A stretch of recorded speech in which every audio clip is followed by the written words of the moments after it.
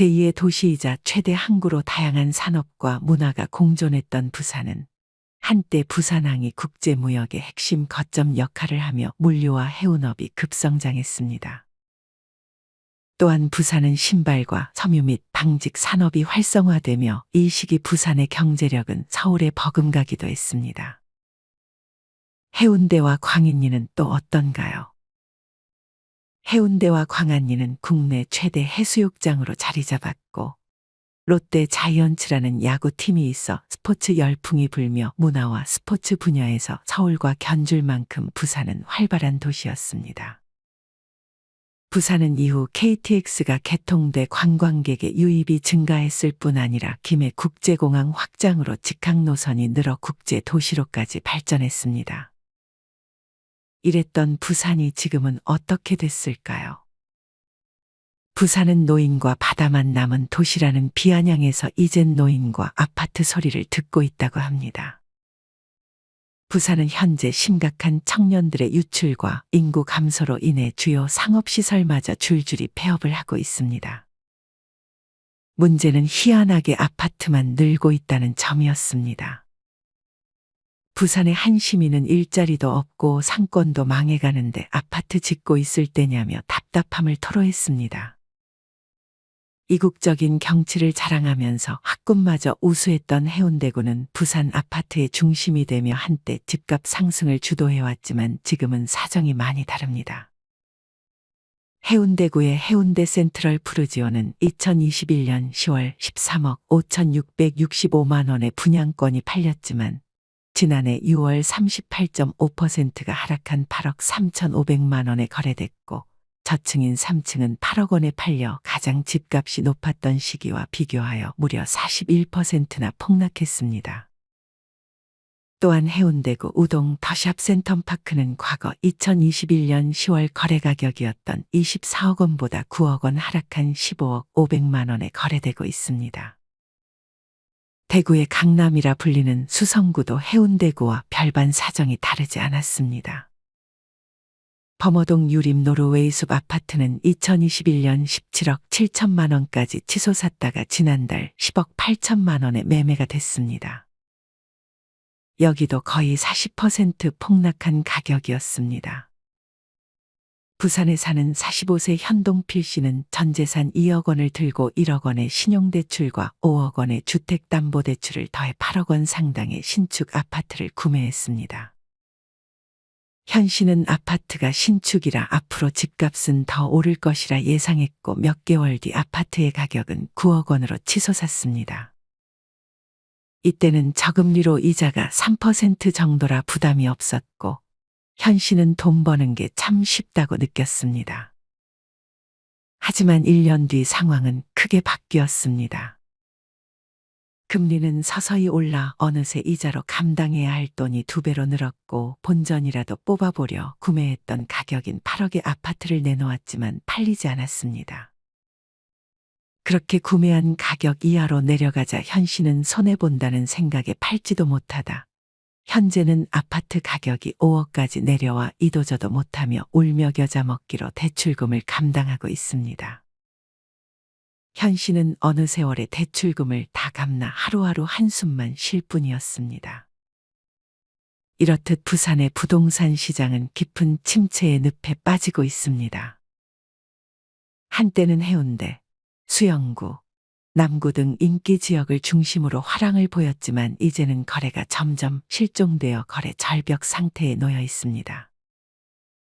이를 알 수 있는 사실은 부산 공인중개사무소의 폐업률입니다. 지난해만 해도 부산에서 하루에 3곳 정도의 공인중개 사무소가 문을 닫았고 폐업률은 무려 13.5%에 이르렀습니다. 부동산의 침체를 가늠하는 대표적인 지표인 거래 회전율은 그 지역에서 실제 매매율이 얼마나 거래되는지 보여주는 수치인데 부산의 거래 회전율이 2021년에는 0.64였지만 0.18까지 떨어져 4년 전에 비해 4분의 1 토막이 나버렸습니다. 집을 파는 사람은 가격이 너무 떨어질까봐 안 팔고 집을 사려는 사람은 더 떨어질 때를 기다리며 거래량이 줄어들고 있는 것입니다. 한 달에 한 건 계약하는 것도 하늘의 별 따기예요. 이는 부산의 어느 한 공인중개사가 한 말입니다. 최근에 부산은 대형마트 7곳이 폐업을 하기도 했습니다. 문제는 청년들의 이탈이 가속화되고 있다는 점입니다. 한때 400만 명에 육박했던 부산의 인구는 해마다 감소해 330만 명대로 줄었는데 이는 출산율 저하는 물론 청년층 대부분이 수도권으로 떠나면서 벌어진 일입니다. 부산의 청년들은 더 많은 일자리와 교육 기회가 있는 서울과 경기도 지역으로 거처를 옮기고 있습니다. 실제로 부산광역시가 발표한 조사에 따르면 부산 지역 청년 10명 중 2명이 다른 지역으로 이주할 계획을 가지고 있다고 합니다. 영국의 유명 매체인 파이낸셜 타임스 또한 부산이 저출산과 고령화 등에 따른 인구 감소로 소멸 위기에 처했다고 보도하기도 했습니다. 부산은 현재 제2의 도시라는 칭호마저 인천에 빼앗길 위기입니다. 현재 부산은 서울 다음으로 많은 326만 명의 인구를 보유하고 있지만 뒤이어 인천광역시가 301만 명으로 부산의 뒤를 바짝 추격하고 있는 상태입니다. 하지만 조만간 인구 차이는 역전될 것으로 예상됩니다. 부산은 인구가 빠르게 줄어들고 있는 반면 인천은 빠르게 늘어가고 있기 때문입니다. 사실 이미 경제 규모로만 따지면 제2의 수도는 부산에서 인천으로 넘어갔습니다. 지역 내 총생산은 경제 규모를 비교하는 데 활용되는 지표인데 인천의 지역 내 총생산은 116조로 부산의 114조를 추월했습니다. 부산은 광역시로서는 처음으로 초고령 사회에 진입했습니다. 30년 뒤에는 부산의 인구가 25%가 소멸할 것으로 내다보고 있습니다. 또한 통계청에 따르면 부산의 65세 인구는 2030년까지 전체 인구의 30%를 넘어설 것으로 전망되고 있습니다. 부산의 청년층이 빠져나가는 가장 큰 이유는 좋은 일자리의 부재 때문입니다. 우리나라의 100개 기업 중 부산에 있는 곳은 단 한 곳도 없었습니다. 부산에서 26년간 살았던 어느 한 청년은 얼마 전 서울로 이사를 갔습니다. 이 청년은 가족도 있고 익숙한 환경인 부산에서 취업해 계속 살고 싶었다고 합니다. 하지만 부산에서는 청년의 직종에 맞는 직장을 구하는 것도 어려웠고 월급은 서울보다 확실히 적어 결국 이사를 택했습니다. 부산에서 계속 살아야 할 이유를 찾기 어렵네요. 청년은 이렇게 말했습니다. 지난 고용노동부가 발표한 자료에 의하면 부산의 청년층 평균 연봉은 3,200만 원 수준으로 서울과 비교해 약 20% 낮은 것으로 나타났습니다. 이런 이유들로 청년들은 부산을 이탈하며 인구가 점점 감소하고 있지만 문제는 아파트만 늘고 있다는 점입니다. 2021년부터 부산에서는 대규모의 아파트 공급이 이어졌습니다. 하지만 이를 받아줄 수요는 당연히 부족했고 그 결과 미분양은 점점 쌓여만 갔습니다. 어느 한 시민은 서부산 T지를 지나면 왼쪽 커버벌판에 우후죽순처럼 아파트 빌딩이 올라가고 여기 에코델타시티를 한참 건설하고 있는데 누가 저기에 들어갈까 심히 걱정된다고 합니다. 일자리도 교육 인프라도 아무것도 없었기 때문이었습니다. 또한 부산 진구, 강서구, 사구 등 외곽 지역에서는 더더욱 미분양 아파트가 증가하며 건설사들 또한 어려움에 처해 있습니다. 이에 더해 대출 규제와 고금리까지 악재가 겹쳤습니다. 부산은 또한 오랫동안 해양산업과 수출입 무역에 의존해 왔습니다.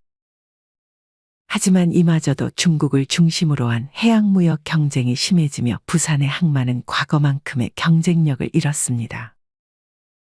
부산은 항만 물류 중심에서 첨단 산업으로 얼른 전환해야 했지만 그 시기를 놓치기도 해 점점 쇠락의 길로 빠지게 된 것입니다. 부산은 이제 제2의 도시로 불리던 과거의 영광의 기대기는 이미 상황이 많이 변했습니다.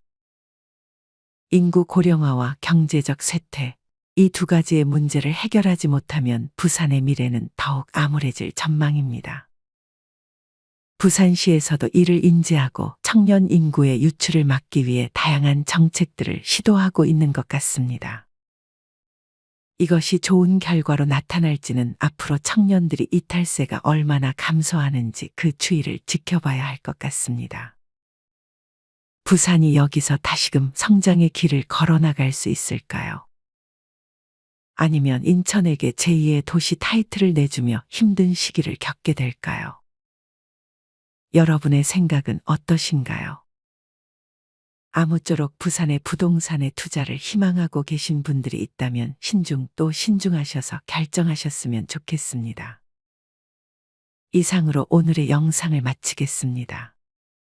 우리 모든 구독자분들의 행복한 여생을 응원합니다. 다음에 더 좋은 내용으로 찾아뵙겠습니다. 감사합니다.